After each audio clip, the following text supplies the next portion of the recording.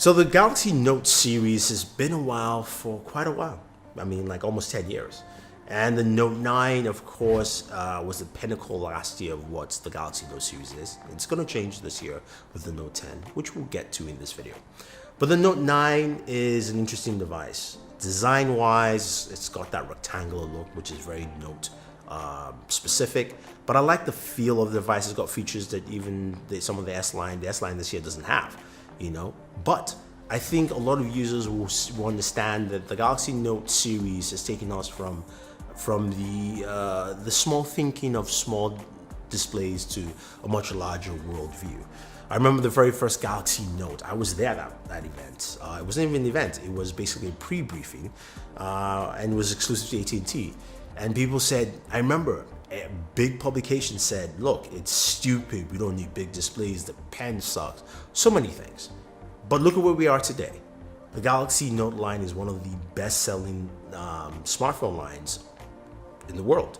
And Note users love this thing to death. I mean, my buddy Sam is a big Note user and he will not use anything else. He may try, but the Galaxy Note is his thing. Now, I do have the Casey Neistat version of the Galaxy Note 9. Samsung, please, I want this every year. It's a great way to give back. We love the see-through look, and I think a lot of fans will definitely want to give back and enjoy a brand new device. But the Note series itself, the way it's changed over the years, the way the S Pen has improved is remarkable. Now, last year we got to check out the Galaxy Note and use it on our trip to Miami, and we shot most of it, about 95%, with the Galaxy Note 9. And I've got to say though that the camera was just really good at its time last year, and I think it's still really solid. It's still a top tier camera today. But using just that simple remote functionality of taking selfies using the S Pen, I think is really solid. Pause. Having that functionality built in, and just making it easy for you to capture moments without looking for somebody else to take your photo, right? That's always nice. Now, the device itself, 6.4-inch display, lovely display, still one of the best displays today. Samsung does a great job at that. You've got the Snapdragon 845 processor, great performance on that thing. I mean, gaming on it is really good, as you can expect, and it ran really well. I just like that about it. 8 gigs of RAM, 512 gigabytes of storage, a 4,000 milliamp battery. Now, you've got USB Type-C to charge. You can also do fast charging, which is 18 watts. Still nice, but not as fast as a lot of devices out there today.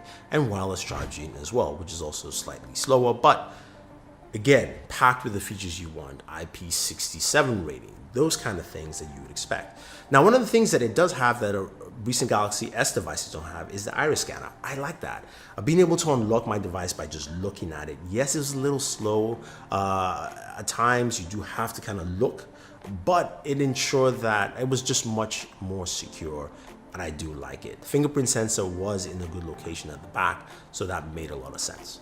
Now, the cameras, we've got dual cameras at the back, some really solid recording. Again, check out that video in Miami, and also check out our camera review from Mr. Marian Sell. I think you like what the Galaxy Note brings to the table, even if you're looking at the device now, especially at a cheaper price point, and you don't want to spend, say, on the Galaxy Note 10 because it's just more expensive. The Note 9 brings a lot of those features, but again, for me, the S Pen is one of those features that really hits the mark. The ability to translate with the S Pen while you're looking at text is nice. It's just a simple feature. Now, some people may not like it. Some people may think it's not necessary. But if you're reading text and this text in a different language, you don't have to type or search. You can just put on the S Pen, and you're good. That is pretty cool.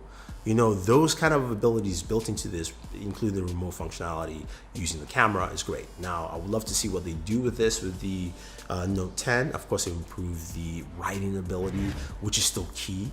The ability to put your penmanship down, but also I'm sure they'll add some new features as well. Now we have a headphone jack, which is great because the Note 10 looks like, from all indications, is not going to get a headphone jack.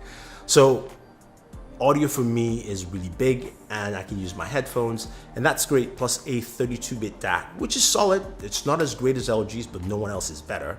And I think Samsung comes in as a good second with that. Overall, it feels good to hold this device. It's solid, it gives you good functionality, and I think it works out pretty well. Even that fingerprint sensor I think is better in terms of speed than the Galaxy S10 Plus. It just works. That's something hopefully the Note 10 will improve. Like, I like this device a lot. I'm a Note user. That's the device I lean more to than the S. And I think the Galaxy Note line is really, really good. And if you're thinking of picking up the Galaxy Note 9, I think you're fine. I mean, I think you've got a solid processor, especially with the updates to One UI. Better performance on this. So inclusion of night mode, just the layout of the display of your OS is much better. Optimization is better. Now the Note 9 I think handled battery optimization really well. With One UI I think it's much better overall, and I think you see that performance really tapping into that 4,000 mAh battery. To me, it's better than my Galaxy S10 Plus. S10 Plus is good. The Note 9 I think is just better than that. So that's just something to take note.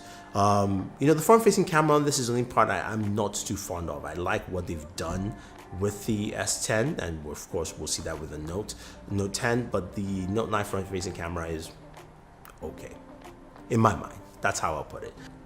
Where do we move forward from here? Now we're going to the Galaxy Note 10. We've seen the history of the Note 9, the Note series, and moving up to the Note 9, which we have right here. But the Note 10 brings a whole different scope. We've got a device that is supposed to have a 6.7-inch display for the Note 10 Pro, because that's the beefy one, right? There's a Note 10, but the Pro is the beefy one. We've got 12 gigs of RAM max. We've got a 4,500 mAh battery, which now we're hearing will have at least a 25-watt charger, so it's much faster in charging. Should have a faster wireless charger and a faster reverse wireless charger. Remember, that's new on this device to expect. But looking at that 6.7-inch display, thinner bezels. I mean, it looks ridiculously thin as you look at it right there. Something that you will not find on any other Note device. Centralized front-facing camera, which should be 10 megapixels, but we're hearing some really cool stuff with the camera.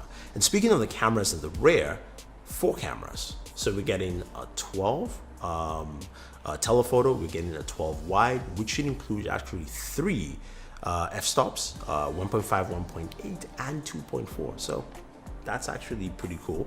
Hopefully that actually happens. And of course, an ultra wide of 60 megapixels, which is the widest anyone has in the market. I think Samsung does a good job there. But also a time of flight sensor. So similar to the A80, we can do bokeh photos better and bokeh video as well. Now the fingerprint sensor is moved to under the display, similar to the S10 Plus.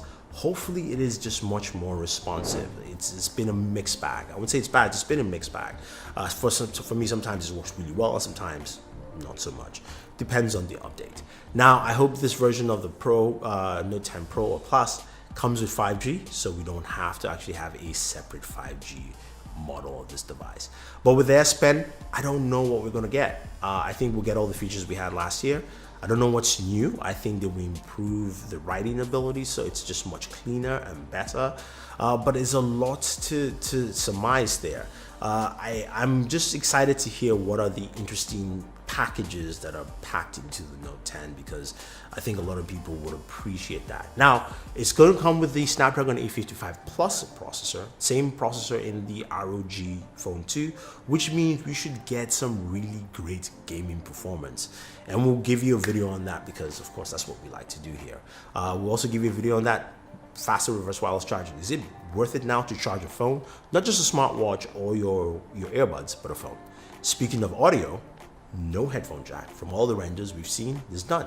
So that means that, you know what, we got to use wireless earbuds, and they've improved. I like that they've improved in terms of audio. Check out our video on the best $100 wireless earbud. There's options, which for me as a lover of audio is great to see, but I'm still gonna miss that headphone jack, and I'm gonna complain about it. Sorry guys, I just have to.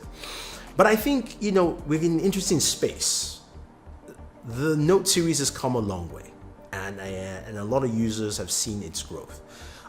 From some gimmicky features to features that actually work in great, things like, what do you call it again, live text, which didn't pick on, but things like translate, which is really cool, to just the remote camera feature, which is just basic and solid, right? So we just have to wait and see, but I can't wait to see what the Note 10 brings. And if you're asking me, should I pick up a Note 10 instead of a Note 9? I think it's all up on you. If you're looking at budget-wise and saying, I like the Note series, I don't want to spend a lot of money, it's a great time to pick up a Note 9. You've got great functionality on the device. It's cheaper right now, and it still works really well. One UI updates, it's on there, so you've got the latest version of Android and really good performance. If you're looking to move forward to the future, the Note 10 looks like a solid device. They've some compromises, no headphone jack, but a lot of new features that I can't wait to see. Now, rumors also says the Samsung is going to be doing a promotion. So if you're trading in like your old Note 9 or an iPhone 10 Plus, 10s, or what do you call it again, a Pixel, you're going to be getting $600 off. So your devices will cost almost half its cost, which is not a bad idea. I mean, well, anyway, guys, those are my thoughts on the Note 9 moving to the Note 10. I think we're in an interesting place. I can't wait to see what happens. Stay tuned for our coverage of the Note 10 Plus, Note 10 Plus and the Note 10. We're going to be doing gaming videos, all that fun stuff for you to check out. So if you have any questions or any comments, let me know. Otherwise, don't forget to like, share, subscribe, and always enjoy your entertainment.